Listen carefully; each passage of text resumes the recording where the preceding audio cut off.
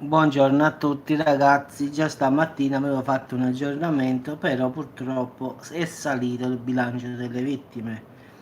In effetti fino adesso, quindi fino alle ore 13:37 minuti ragazzi, il bilancio delle vittime è 24 persone morte, 17 sono disperse e 170 sono i feriti.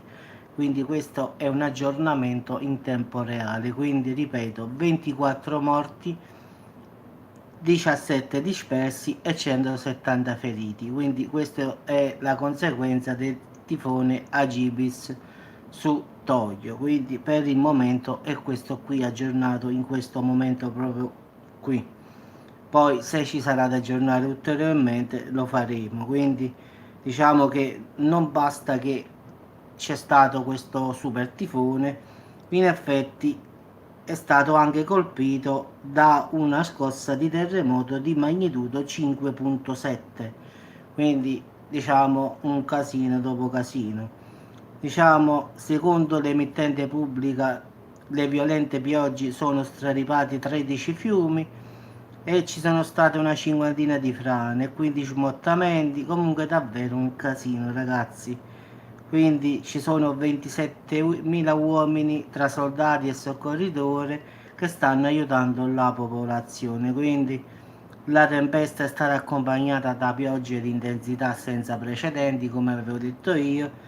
In effetti si pensa che anche l'acqua radioattiva dal terreno sia arrivata in mare, quindi davvero un casino. Quindi ieri avevano avuto diciamo, l'ordine di evacuazione 7,3 milioni di giapponesi di allontanarsi dalle coste, anche se non era obbligatoria.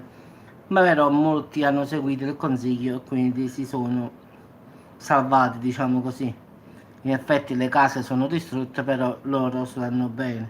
Quelli che sono rimasti purtroppo fanno parte di quelle vittime che abbiamo detto noi, quindi purtroppo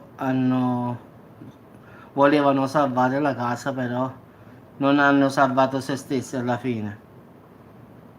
Quindi ragazzi, queste sono le ultime, diciamo, news che abbiamo sul Giappone, quindi in caso saprò di più io farò un aggiornamento, anche perché mi sto sentendo con quell'amico giapponese su WhatsApp, quindi è lui che mi ha dato, diciamo, questa notizia in effetti, quindi lui abita non Tokyo, non abita a Tokyo, quindi lui abita più in periferia, quindi mi ha dato questa, diciamo, news in effetti. Quindi in caso mi dirà qualcosa di più vi aggiornerò. Un saluto a tutti e sempre buon appetito perché tanto è orario e ci sentiamo più tardi ragazzi.